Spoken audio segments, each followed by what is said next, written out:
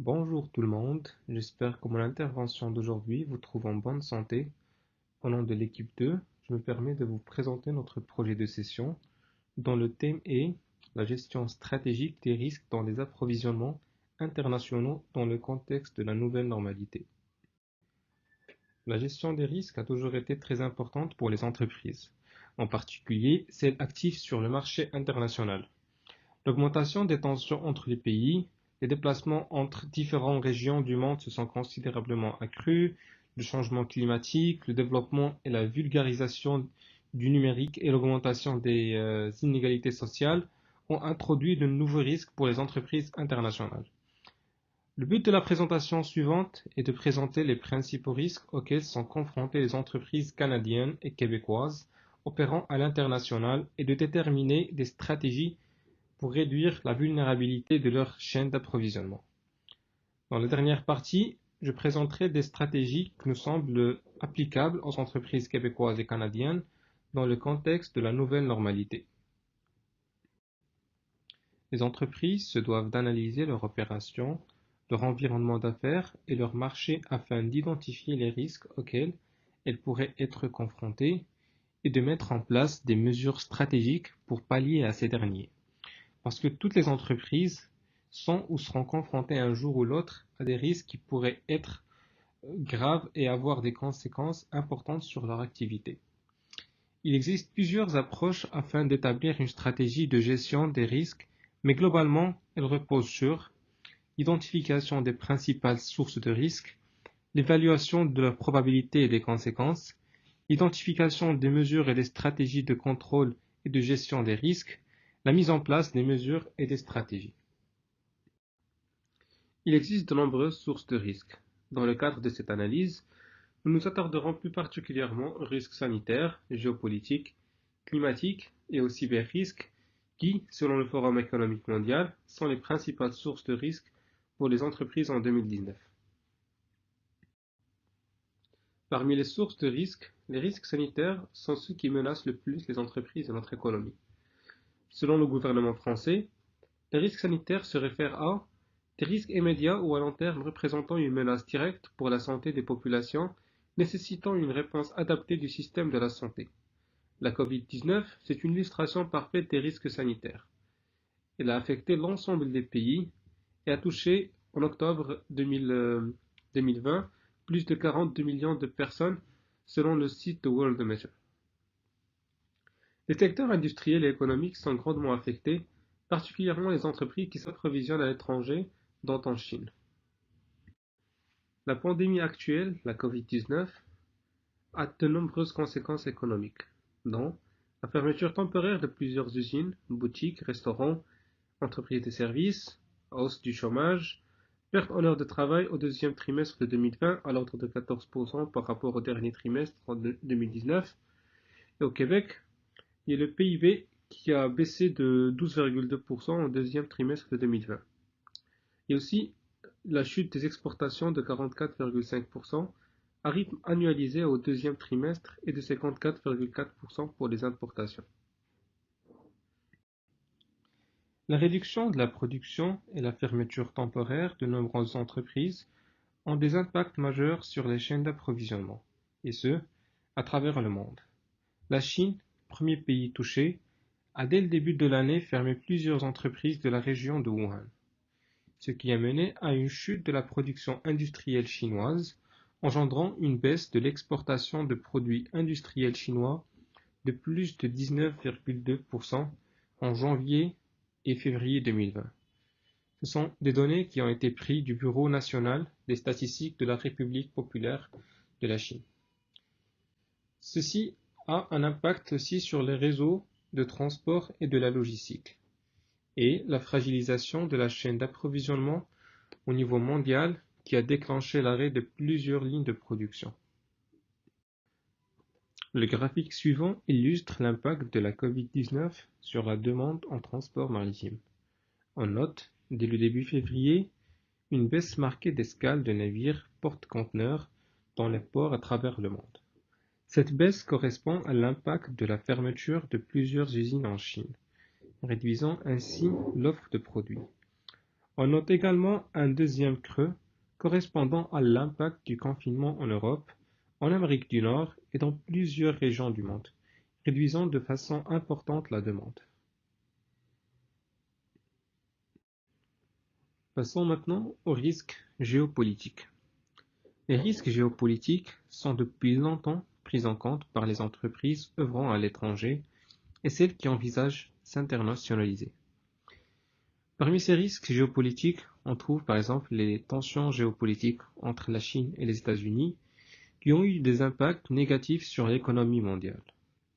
Aussi les tensions entre les États-Unis et la Corée du Sud, les tensions entre les États-Unis et l'Iran, aussi l'instabilité politique dans les pays de l'Afrique et de l'Amérique latine par exemple, et les lois extraterritoriales comme les lois américaines Helms-Burton ou Amato-Kennedy. Les risques géopolitiques ont des impacts sur les chaînes d'approvisionnement internationales. Il y a des conséquences sur les entreprises actives à l'étranger, celles qui s'approvisionnent ou exportent dans les pays concernés par ces tensions. Il existe de nombreux exemples d'entreprises dont la chaîne d'approvisionnement a été affectée par des risques géopolitiques. Le cas de la crise de 2014 entre la Russie et l'Ukraine au sujet de la Crimée est intéressant puisque cette crise a eu des répercussions sur plusieurs entreprises dont au Québec. En février 2014, des troupes pro-russes envahissent la Crimée, c'est une région de l'Ukraine, et en mars, suite à un référendum controversé, la Crimée est rattachée à la Russie.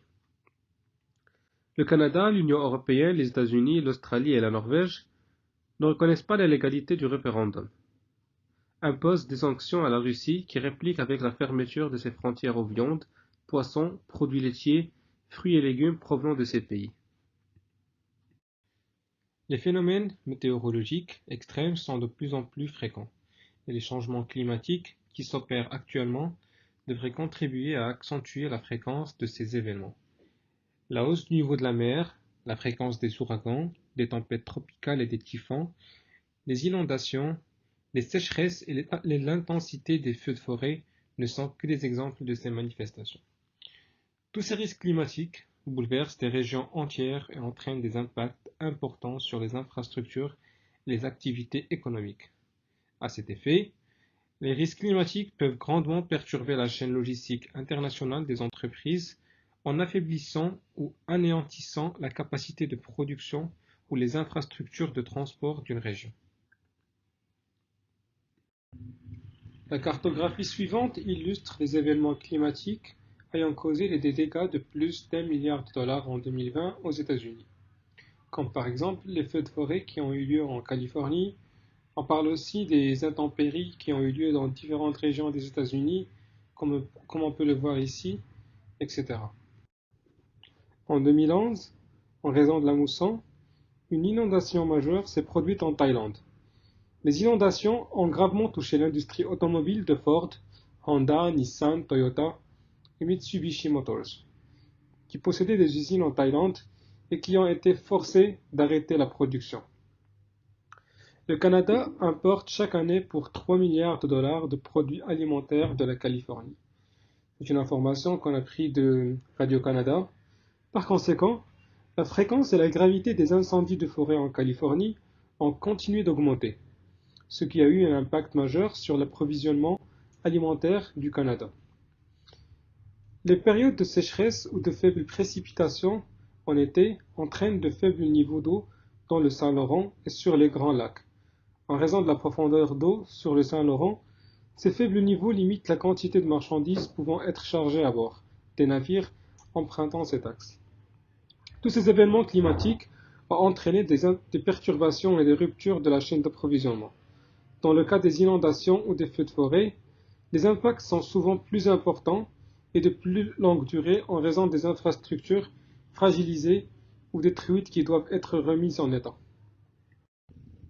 Passons maintenant aux cyberrisques qui ont apparu avec l'évolution des technologies de l'information, de communication et du numérique, souvent appelées la quatrième révolution industrielle ou bien Industrie 4.0, et qui permet une communication constante entre les produits, les objets, les systèmes et les différents opérateurs. Cependant, cette révolution numérique a fait en sorte d'exposer les individus, les entreprises et les gouvernements à de nouveaux enjeux qu'on appelle les cyberrisques. Pour les entreprises, les cyberrisques sont une menace pour l'intégrité de leurs données et de leurs opérations et rendent vulnérables leur chaîne d'approvisionnement. La majorité des entreprises fonctionnent grâce à un réseau de fournisseurs, de sous-traitants et de prestataires de services. Chaque organisation au sein de ce réseau peut, suite à une attaque, voir ses activités interrompues, brisant ainsi la chaîne d'approvisionnement et entraînant des conséquences importantes pour les autres organisations.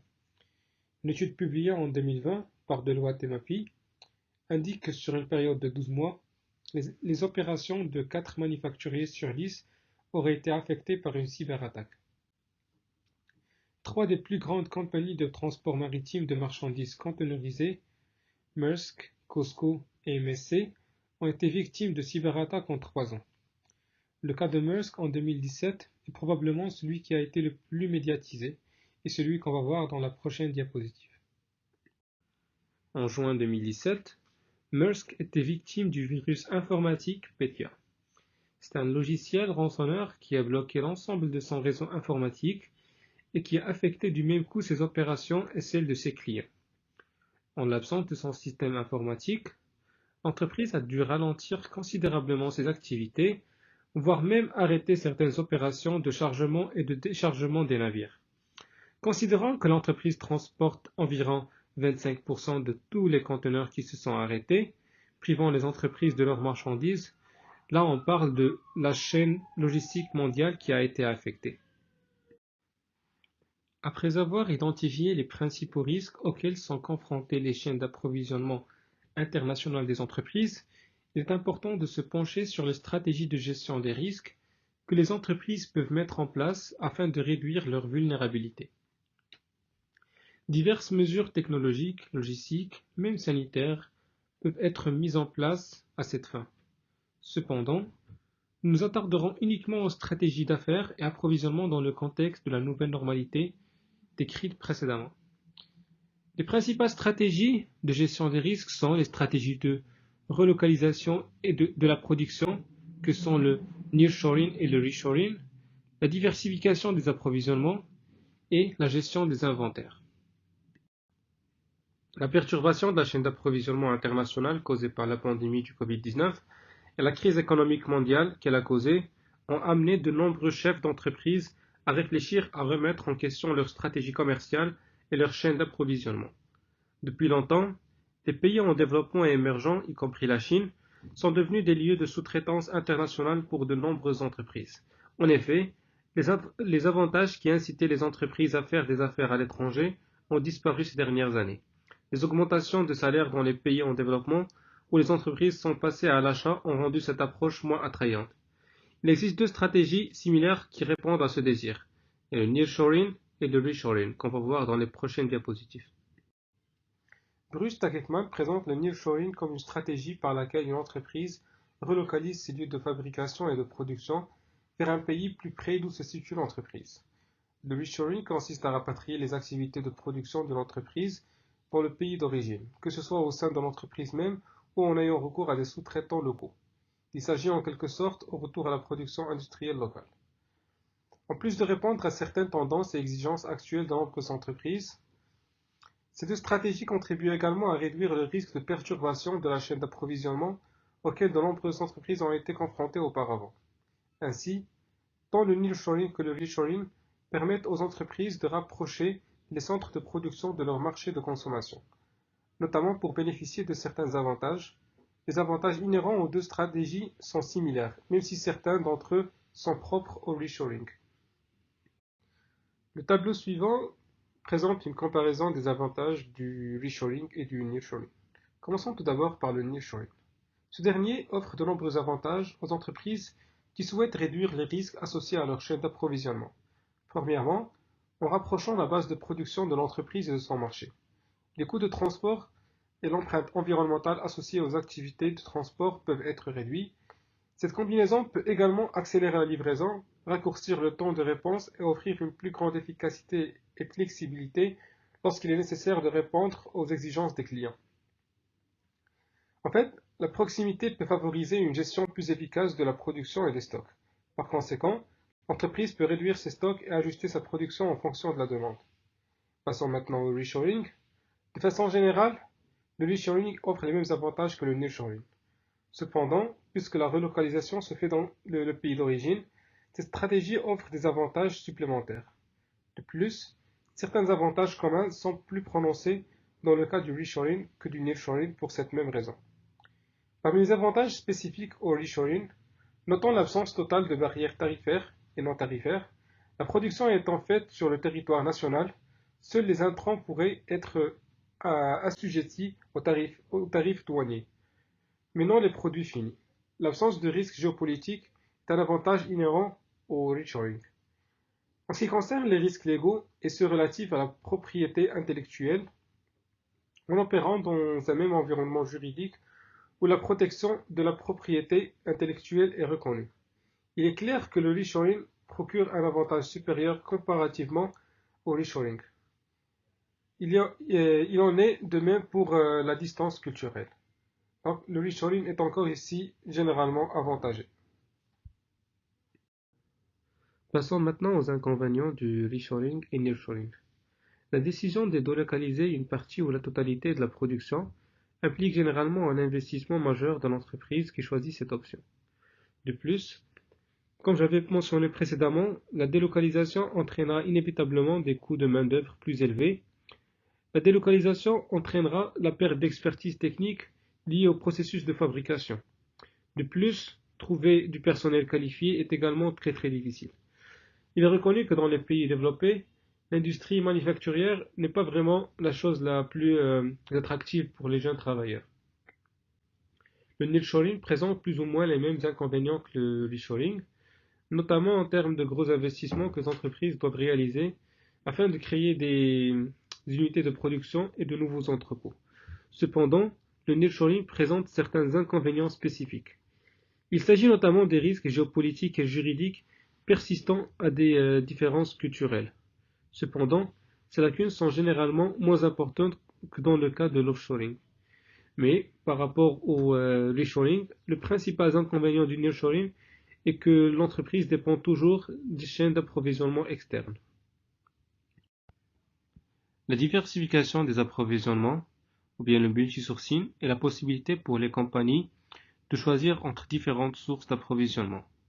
Cela va permettre à l'entreprise une réponse et adaptation rapide en général et dans certaines situations de crise et minimise le risque.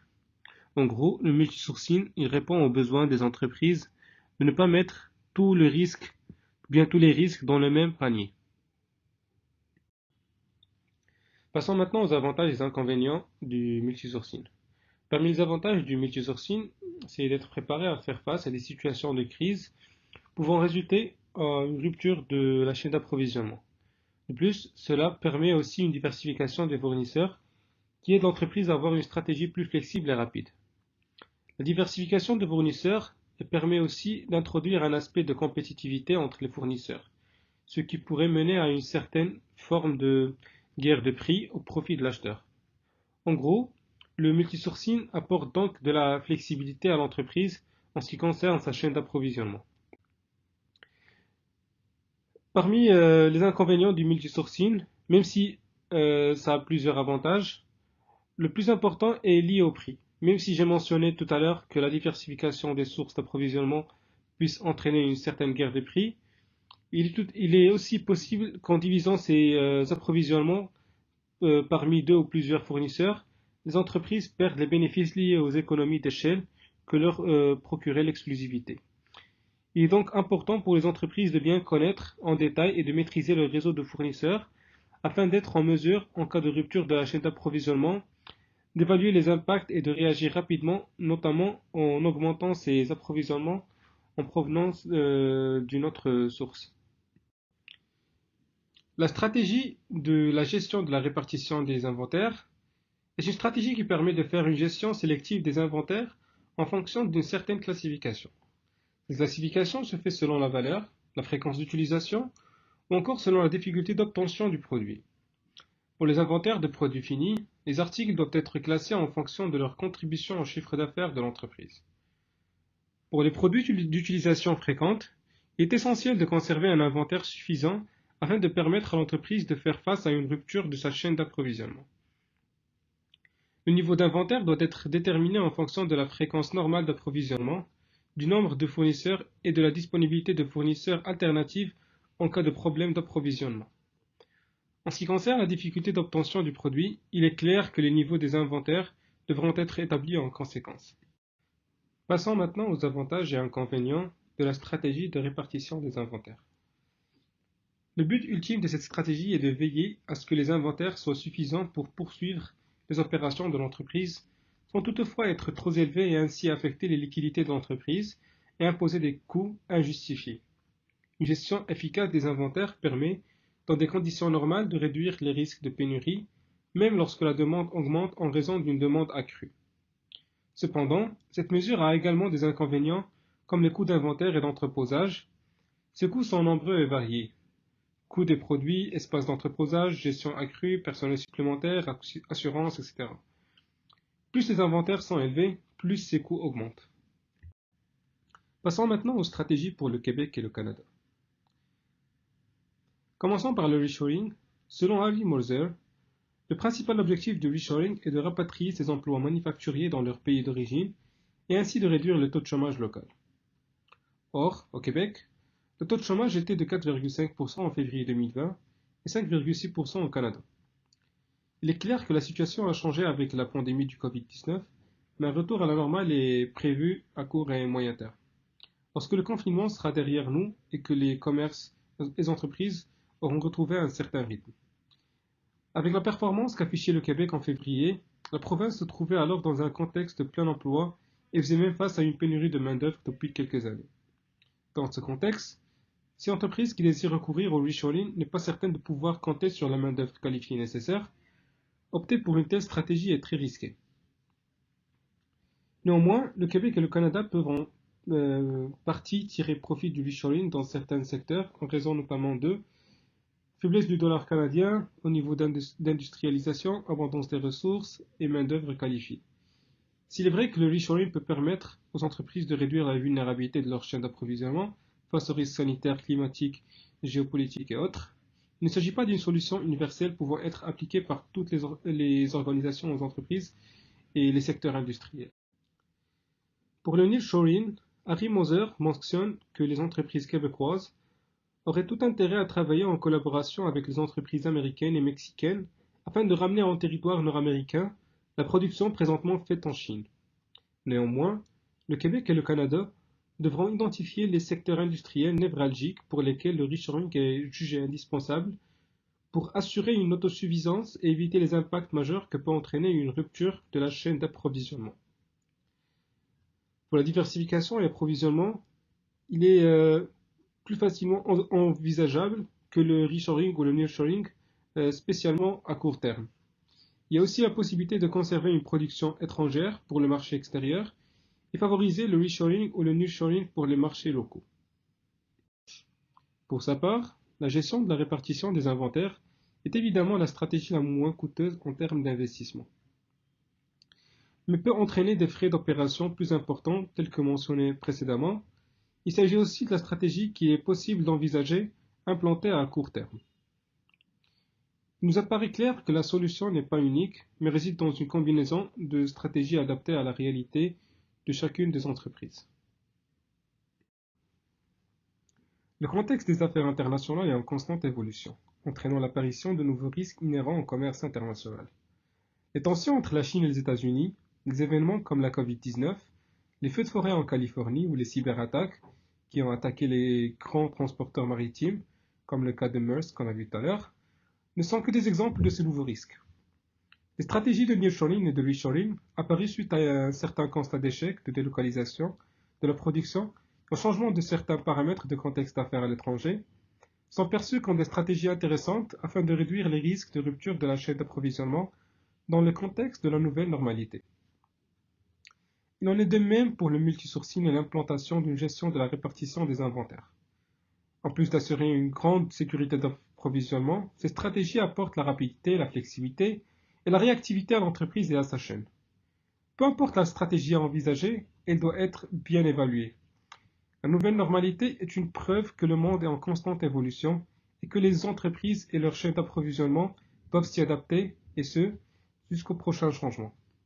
Sur ce, mon intervention touche à sa fin. Je vous remercie au nom de l'équipe 2 pour votre écoute et votre intérêt. Merci.